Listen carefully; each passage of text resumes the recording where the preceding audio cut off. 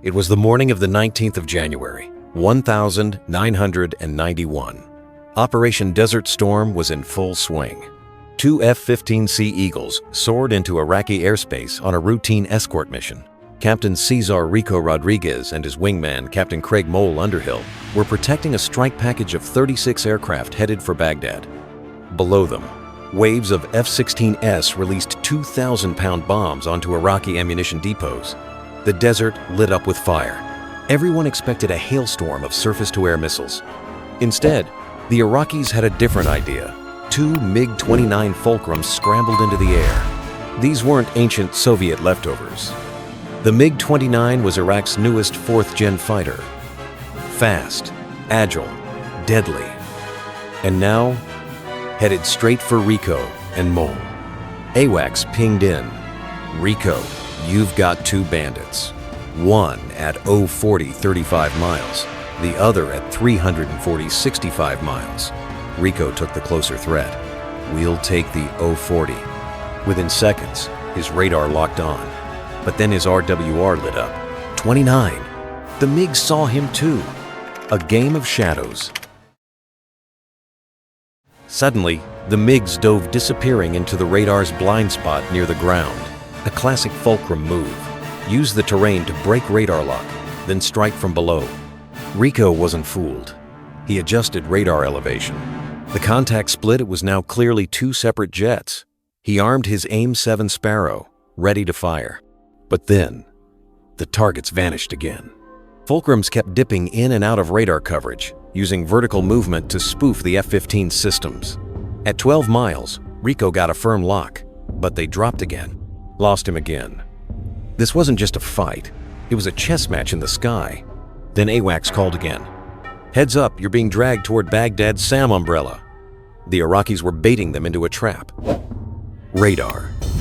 Guided S-125 Neva missiles scattered around the capital.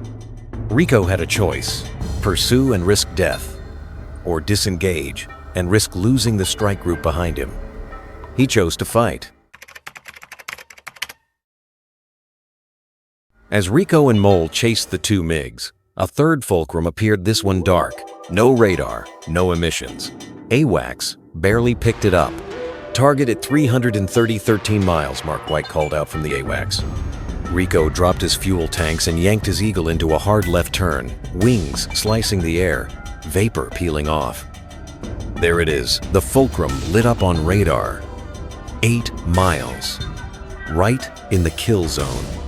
The enemy switched on its radar. Rico's RWR screamed to life. Both pilots now knew they were in a knife fight. Supersonic, no turning back. Rico locked on. The MiG danced. At the same moment, Mole got the order. Weapons free. Fox 1! An AIM-7 Sparrow screamed from the belly of Mole's Eagle. A pillar of smoke, trailing behind. Seconds later, a fireball lit the sky. One MiG down. But it wasn't over. A second Fulcrum, high and fast, closed in from the north. Rico picked it up, locked, but there was confusion. His IFF lit up friendly. Mole hesitated. It's showing as a diamond that means friendly. Rico wasn't convinced. He needed a visual. He pulled up hard.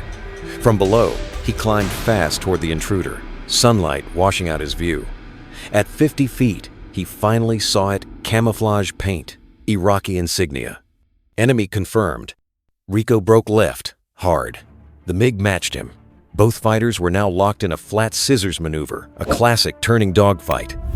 At 10 Gs, Rico bled altitude. His F-15 strained as he held the MiG in view. The Fulcrum Dove, trading altitude for speed. Rico followed. The dogfight spiraled toward the desert floor. Then, the MiG panicked. Its pilot yanked the stick back hard, trying to escape, but it was too late. The Fulcrum slammed into the ground in a cloud of sand and fire. Rico exhaled, finally climbing out of the dive. Mole regrouped on his right wing. Behind them, the F-16s completed their mission and returned to base untouched. That day, Rico scored 2 confirmed kills. He would go on to tie for the highest number of MiG kills by any U.S. pilot since Vietnam. Sometimes, the most dangerous enemy isn't the one on your radar. It's the one you don't see coming until it's too late.